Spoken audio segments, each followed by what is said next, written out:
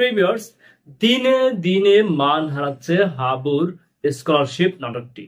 নাটকটি প্রথমে খুবই ভালো এবং জনপ্রিয় ছিল, কিন্তু এই নাটকটাকে টেনে হিসড়ে জোর করে, এক কথায় জোর করে বড় করতে গিয়ে নাটকটি তার জনপ্রিয়তা হারাচ্ছে। নাটকটির মূল কাহিনী ছিল কি, হাবু একটা মেধাবী স্টুডেন্ট, ও কাজবাজ করে লেখাপড়া করত এবং তারপর ও স্কলারশিপ পায়, ও বিদেশ চলে যায়, সেখানে মারজানের সাথে পরিচয় হয়, মারজানকে একটা ভালো একটা গাইডলাইন দেয়, মারজানও একটা ভালো লেখাপড়া করে।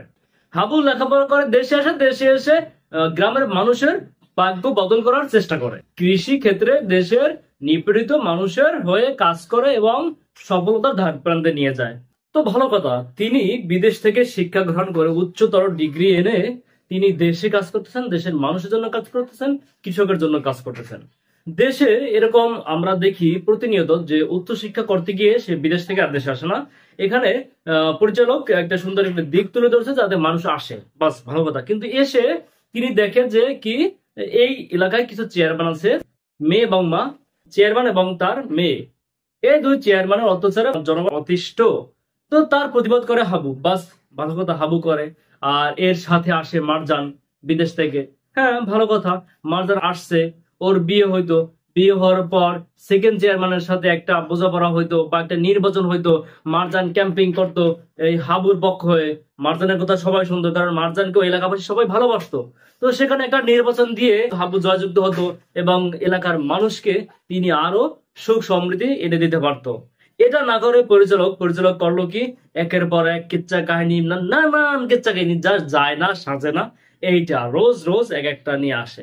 এই যে কাঞ্চন হাবুর মাথায় যে বাড়িটা দিল, এটা কোনো মানে আছে? কেন কাঞ্চন হাবুর মাথায় বাড়ি দিতে যাবে? এইটার কোনো প্রয়োজন নাই। তো হ্যাঁ, বাড়ি দিয়েছে, সুস্থ হয়েছে, ও একটা ট্রাফে পড়ছে, কিন্তু এখন কি এই অনুশোচনা বোধটু ও একবার করবে, হাবু তুই আমার মাফ করে দে, বা হাবুর বাবা মার কাছে গিয়ে মাফ চাইবে, কিন্তু আমি হাবুর সাথে বেইমানি করছি এটা বললো না, তার 2-3টা পর্ব শেষ। আমরা দর্শক, আমরা বিরক্ত। পরিচালক আমাদের কেন তো বিরক্ত দেন বলেন তো আমাকে? আমরা দর্শক, আমাদেরকে কেন এত বিরক্ত দিতে আপনার ভালো লাগে? কিন্তু এইটা কেন যে কাঞ্চনের অনুশোচনা বোধ দেখতে দেখতে দেখতে দেখতে ভাই বিরক্ত। 2-3টা পর্ব শুধু কাঞ্চন গুল্লায়, ডলা খাইয়া কাঞ্চন গুল্লায়। কাঞ্চনের আর কোনো দিক বিদিক নাই ভাই, সবকিছু মনে হয় যে একটা অতিরিক্তর একটা লিমিট আছে। আর যে হাবু যেভাবে কথা কয়, মনে হয় যে একটা এখানে অভিনয় ন্যাচারালটা না, মনে হয় যে অতিরিক্ত কিছু দিয়ে অভিনয় করতেছে। আরে ভাই তুই ন্যাচারালটা কর। মোট কথা ভাই, সেই প্রথম পর্ব থেকে হাবুর স্কলারশিপ নাটকটা দেখি, সেই দেখতে দেখতে আগেও বিরক্ত ছিলাম, এখন তো আরো বিরক্ত ভাই, এখন আরো বিরক্ত।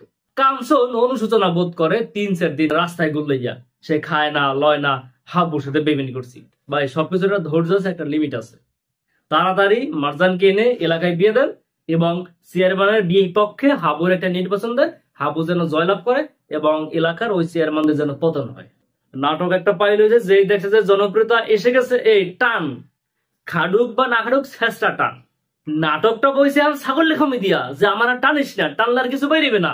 পরিচালক দৌড়ে ছাগলের ঠ্যাং 2টা ধরে টানে, কান 2টা ধরে টানে ছাগলের নাম। ভাই এইটা কি ওইবে? এইটা ওইবে না।